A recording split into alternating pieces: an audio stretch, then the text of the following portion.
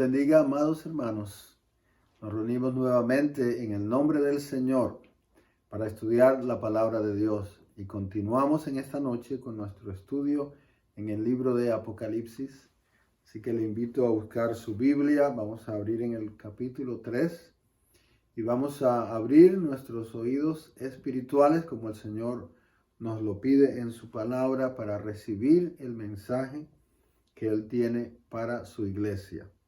Y debo advertir que vamos a empezar con una carta a la iglesia que en realidad puede infundir temor, diría yo tal vez terror, ya que es una carta donde el Señor advierte acerca del juicio que Él mismo trae para una iglesia que piensa estar bien, pero está en el peor de los casos, en la peor de las condiciones de un pecador.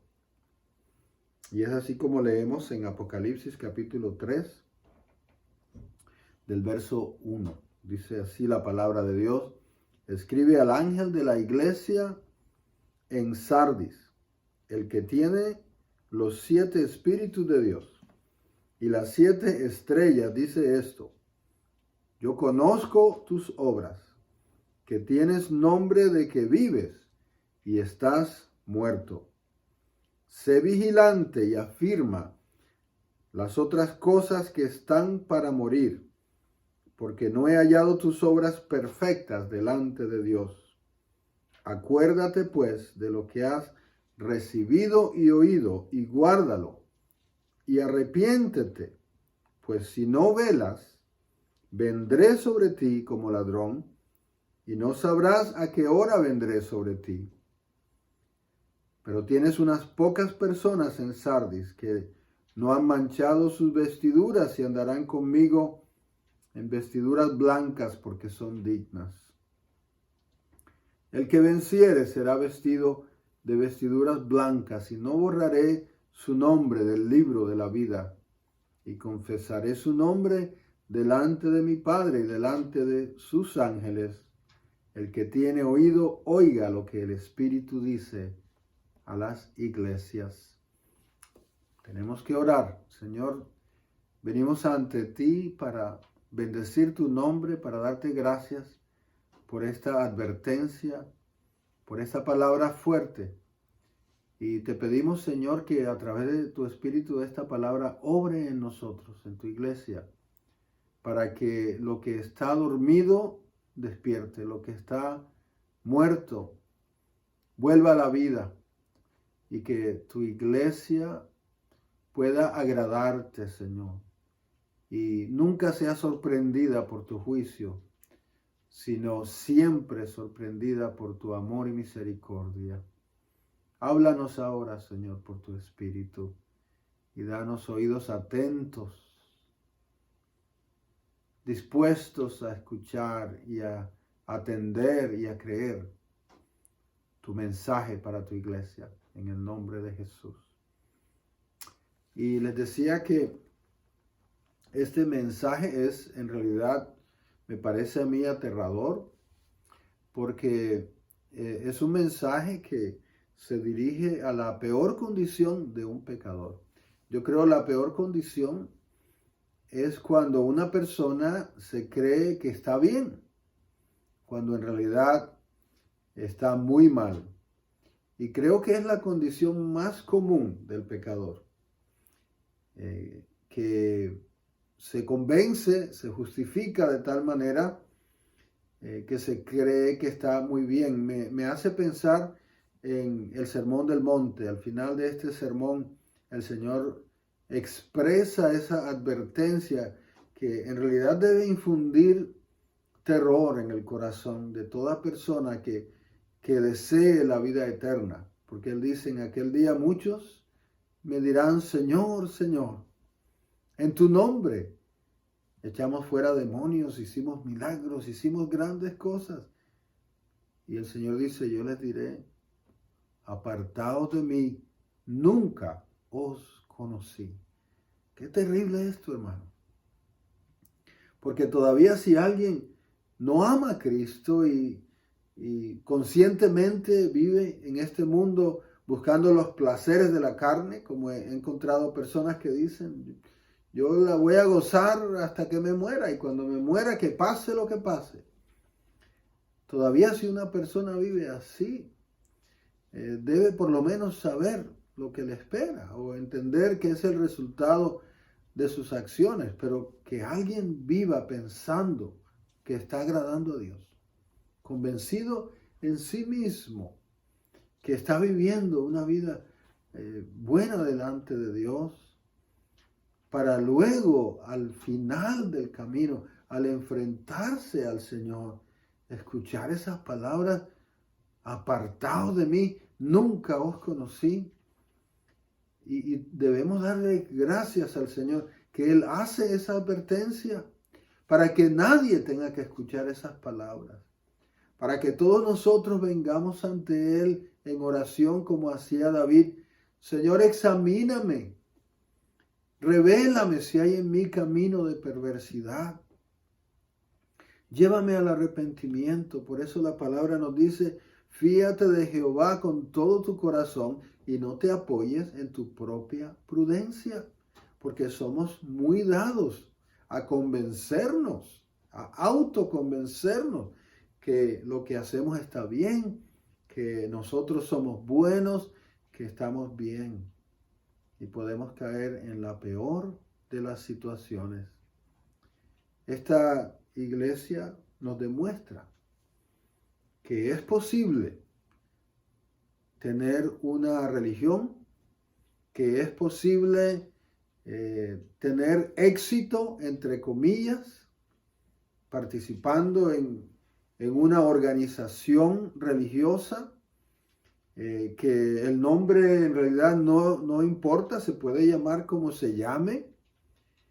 Tal vez puede alcanzar un ministerio popular y famoso con muchos seguidores en persona y en las redes sociales, y nada de esto garantiza que delante del Señor de la iglesia, esa iglesia esté alcanzando bendición alguna.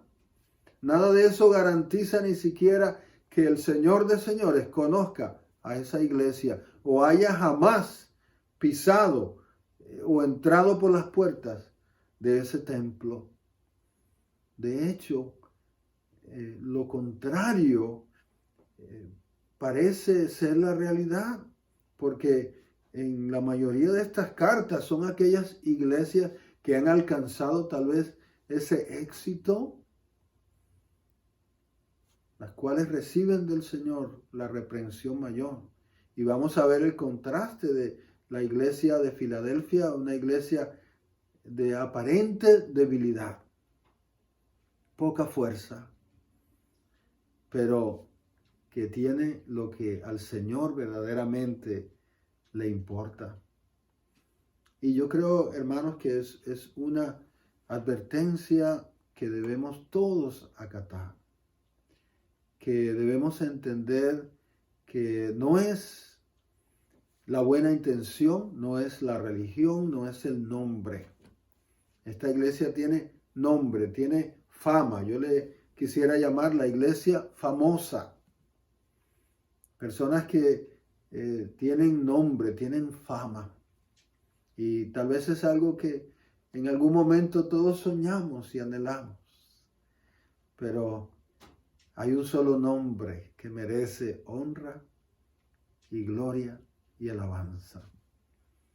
Y podemos decir como Juan el Bautista: es necesario que yo mengüe y que Él crezca. Eso solamente el Espíritu nos lleva a esa humildad. El Señor nos advierte que su iglesia no es aquella que busca nombre para sí misma. ¿Cuántos nombres hay, hermanos? ¿Y qué nos define a nosotros como cristianos? A veces se le pregunta a alguien: ¿y tú qué eres? ¿O de qué religión o de qué iglesia eres? Y lo que sale es un nombre de una persona o de una denominación. Nunca olvidemos de quién somos y cuál es el nombre que está sobre nosotros. el nombre de Cristo. Nombre sobre todo nombre. Y la fama de esta iglesia no le sirve de nada. El Señor le dice inmediatamente, tienes fama que vives, pero estás muerta. Qué advertencia tan terrible, pero qué advertencia que también es una bendición si nos lleva al arrepentimiento. Y debemos notar que uno de los errores más grandes de la iglesia es el fallar en la vigilancia. El Señor, cuando ordenaba a orar, casi siempre decía velad y orad. No solamente decía oren, velen y oren. ¿Qué quiere decir eso? No que necesariamente que hay que hacer una vigilia. La vigilia es representativa de la vigilancia que se requiere en la vida cristiana y en la iglesia. Es necesario vigilar. Eso el Señor le está reclamando a esta iglesia que cayó en esta situación porque dejó de vigilar. ¿Qué quiere decir vigilar? Anticipar. Quiere decir estar mirando al horizonte, anticipando el ataque del enemigo, anticipando las cosas que el Señor nos ha dicho que van a suceder. ¿Qué debemos anticipar nosotros? ¿Qué anticipas tú? Te preguntaría si estuviéramos en el templo y diría, no dejemos que suene el grillo. ¿Qué debemos anticipar? No nuestros deseos, ni nuestros sueños, entre comillas, ni la esperanza que podemos poner en otra persona. Debemos anticipar lo que el Señor Jesucristo nos ha dicho.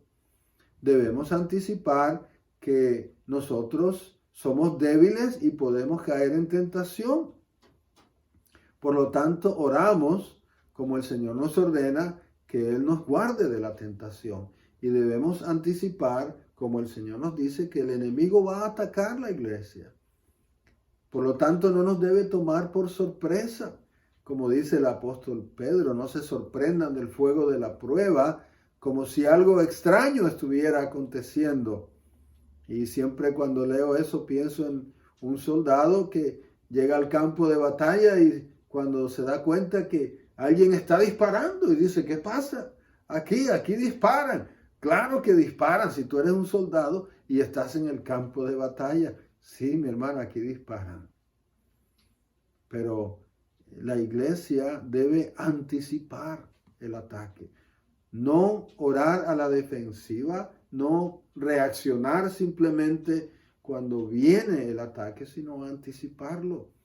Y es lo que falló en la iglesia de Sardis, porque el Señor le dice en el verso 3, acuérdate pues de lo que has recibido y oído y guárdalo y arrepiéntete, pues si no velas, si no estás vigilante, vendré sobre ti como ladrón y no sabrás a qué hora vendré a ti.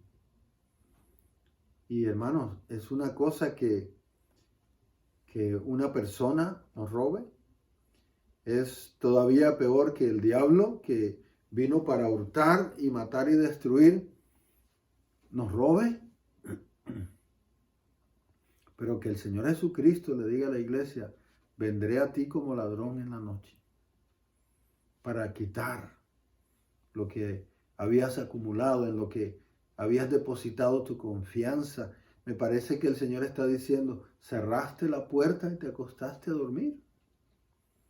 Cuando hay un ministerio que yo te he dado, cuando hay almas que están esperando, cuando hay un servicio que está esperando, un campo para una cosecha para recoger.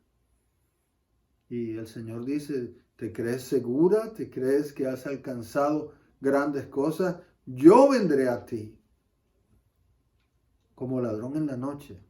El Señor advierte que hay juicio para la iglesia. ¿Cómo juicio, pastor? Si no predica usted que en la cruz del Calvario el Señor compró mi salvación y ya no hay condenación para mí. No, no hay ninguna condenación en cuanto al castigo por el pecado, pero el Señor ha dicho que compareceremos ante su trono para dar cuenta de nuestras obras y recibiremos recompensa o recibiremos del Señor reprensión si hemos fallado a lo que Él nos llamó a hacer. De manera que hay juicio para la iglesia. Más claro no puede estar aquí en la palabra. Y el Señor nos está diciendo que ahora es el tiempo para ponernos a cuenta con Él, porque el juicio no vendrá con oportunidad, con una segunda oportunidad. No habrá oportunidad para arreglar las cosas. No vamos a poder decir, el Señor viene, arreglemos la casa, vamos a arrepentirnos ahora, vamos a hacer lo que Él nos mandó a hacer. No habrá tiempo, el Señor dice.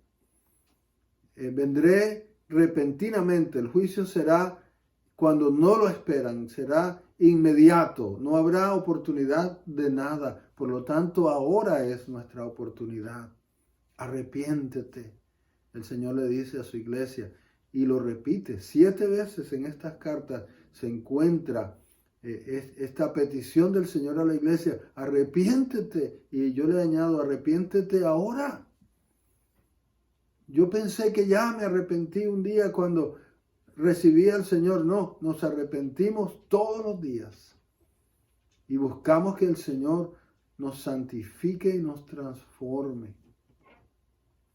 Seamos humildes, hermanos, reconozcamos que no es nuestro nombre, ni denominación, ni religión, ni nuestras obras, que somos pecadores y que necesitamos la dirección divina, que necesitamos estar vigilantes todo el tiempo y buscar de Él la dirección y no confiarnos, ni buscar fama para nosotros. Vemos un contraste muy grande ahora con la próxima iglesia, la iglesia de Filadelfia. Y todo pastor quiere pensar que su iglesia es como la iglesia de Filadelfia. Ojalá que sí, ojalá que la iglesia del Sembrador sea como la iglesia de Filadelfia. Esa es mi oración, esa debe ser tu oración. Pero también nos da el Señor aquí un ejemplo muy claro de cómo es la iglesia que Él ama, la iglesia que Él bendice, la iglesia que Él recompensa con ese amor de complacencia. Y esta iglesia no nos debe sorprender que se llama la iglesia que está en Filadelfia. Ese nombre es muy significativo porque Filadelfia significa amor filial, o sea, amor entre hermanos. Y quiero preguntarles, como si estuviéramos congregados, en una escala del 1 al 10, ¿qué tan importante es para nuestro Señor Jesucristo que nosotros nos amemos? Nos amemos con el amor que Él nos da, como Él nos amó los unos a los otros. Del 1 al 10, ¿qué tan importante es? Y si mi esposa estuviera aquí, diría 10. Y yo le diría, tiene toda la razón. Y muchas veces consideramos otras cosas más importantes. Nos confiamos de que estamos haciendo esto y aquello y sirviendo aquí y allá. Y el Señor una y otra vez nos recuerda: ámense los unos a los otros.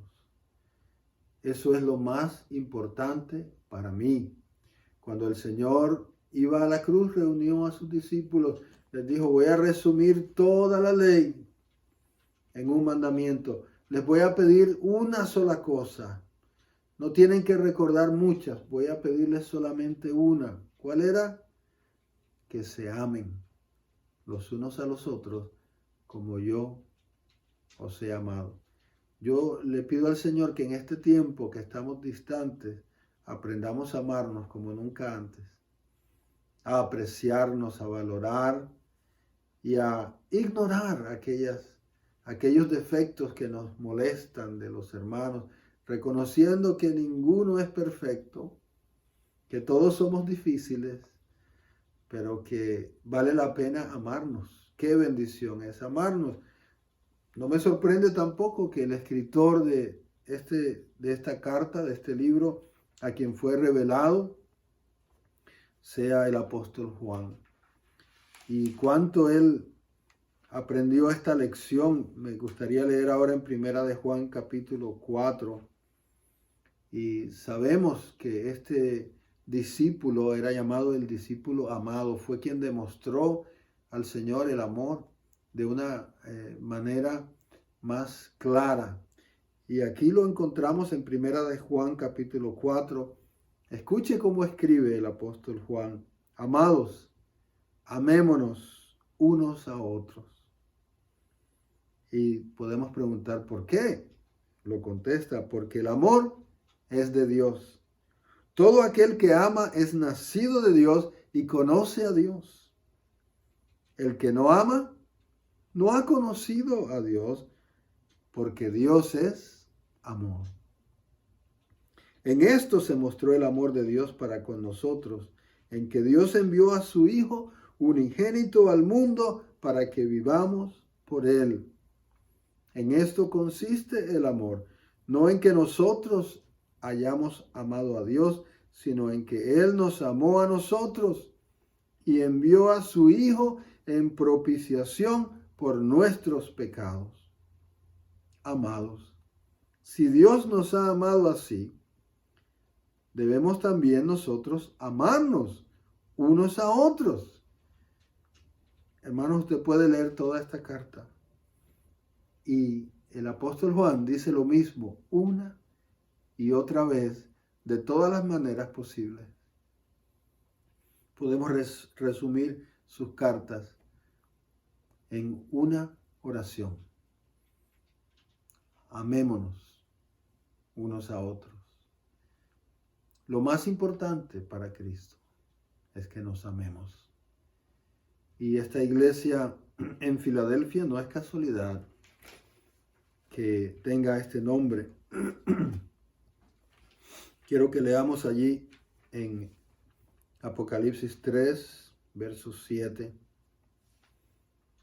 Escribe al ángel de la iglesia en Filadelfia: esto dice el santo, el verdadero, el que tiene la llave de David, el que abre y ninguno cierra, y cierra y ninguno abre.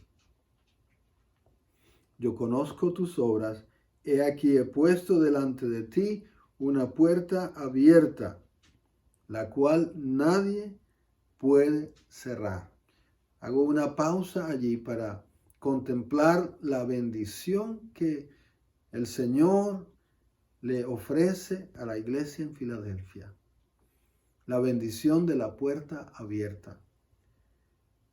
Y yo quiero decir a cada uno en esta noche: el que tiene la llave de la vida eterna es Cristo. El que tiene la llave de la felicidad en este mundo es Cristo. El que tiene la llave del trabajo que tú necesitas y de la carrera que tú necesitas y de un matrimonio feliz y de los deseos del corazón cumplidos es Cristo. Solamente Él puede obtener esa bendición para nosotros. No podemos alcanzar nada si Él no abre la puerta. Él tiene la llave que abre la puerta a tu bendición. Y cuando Él la abre, no hay quien la cierre. Y cuando Él la cierra, no hay quien la abra. No eres tú ni la persona en la cual tú confías, es Cristo. Y la bendición que Él le da a la iglesia amada es la bendición de una puerta abierta. Y si buscamos en la palabra en Hechos capítulo 14, verso 27, podemos mirar lo que es la bendición de una puerta abierta. Ahí dice, al llegar, reunieron a la iglesia y les refirieron cuán grandes cosas había hecho Dios con ellos y cómo había abierto la puerta de la fe a los gentiles. El Señor abre la puerta de la fe. Si alguien viene a Él, no es que decidió esa persona simplemente aceptarle. Antes que pudiera alguien decidir aceptarle, Él tiene que abrir la puerta de la fe. Él es el que tiene la llave. Y en 1 Corintios 16, 9 dice, porque se me ha abierto una puerta grande y eficaz, aunque muchos son los adversarios. Y no importa cuántos sean los adversarios, si el Señor abre la puerta, será eficaz. La bendición que el Señor presenta a la iglesia en Filadelfia es una puerta abierta. Yo pido al Señor una puerta abierta para la iglesia, el sembrador, para la iglesia en Filadelfia, la iglesia verdadera, la iglesia que ama a Cristo, una puerta abierta para que las almas se salven y para que el reino se extienda. ¿Y por qué esta bendición para Filadelfia?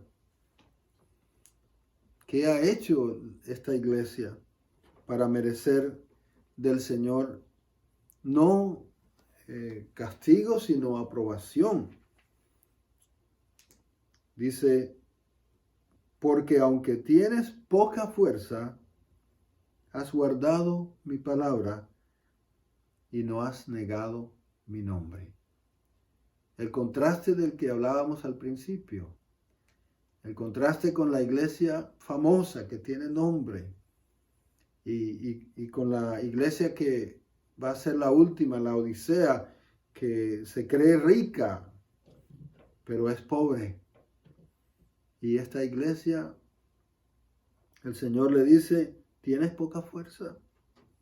Tal vez podemos pensar poca fuerza en qué sentido, tal vez en sentido numérico, tal vez económico, tal vez en lo que hoy se puede considerar éxito ministerial. Poca educación, tal vez en el sentido del mundo, pero el Señor le dice, aunque tienes poca fuerza, has hecho lo que a mí me importa y me agrada. Has guardado mi palabra y no has negado mi nombre.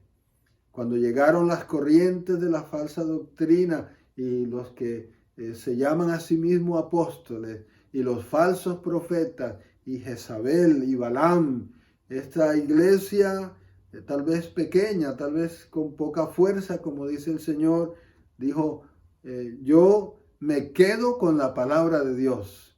Y cuando llegaron los sabios de este mundo y dijeron, la ciencia ha descubierto esto y la filosofía ha dicho esto, la iglesia dijo, yo me quedo con la palabra de Dios. Yo le creo a mi Cristo. Yo sigo su palabra hasta el final. Y cuando vino la persecución y se le demandó renunciar a Cristo, esta iglesia dijo, soy fiel a su palabra hasta la muerte. En una escala del 1 al 10, cuán importante es para el Señor Jesucristo que su iglesia sea fiel a su palabra. 10. Y si lo pensamos, para cualquier caballero que le interesa de su novia, número 1, que le ame, número 2, que sea fiel. Y si me dice que cuánto dinero tiene en el banco, lo siento por él. O si aún se fija solamente en su apariencia física, lo siento por él, porque eso cambiará. ¿Cuántos dicen amén? Pero el Señor dice, lo que yo busco en mi iglesia es que me amen, que se amen y que sean fieles a mi palabra. Y aquí está la iglesia en Filadelfia y el Señor nos recuerda una vez más, no busques las cosas que el mundo considera éxito. Búscame a mí y esas cosas vendrán por añadidura, porque yo soy el que tiene la llave. Busca al que tiene la llave y sé fiel a él aunque seas débil y tengas poca fuerza, porque la victoria no está en tu fuerza, sino en la fuerza de Él. Todos queremos ser Filadelfia y todos podemos ser Filadelfia. Seamos Filadelfia. ¿Cómo se logra? Recibir del Señor palabras de promesa y bendición tan grandes, amándonos los unos a los otros y siendo fiel a su palabra. Verso 9, aquí yo entrego de la sinagoga de Satanás a los que se dicen ser judíos y no lo son, sino que mienten. Ya fueron mencionados antes, religiosos, queriendo vivir en un pacto que ya caducó y no entienden que ser judío significa creer en Cristo, que ser hijo de Abraham significa creer en Cristo y confiar en Él. He aquí yo haré que vengan y se postren a tus pies y reconozcan que yo te he amado.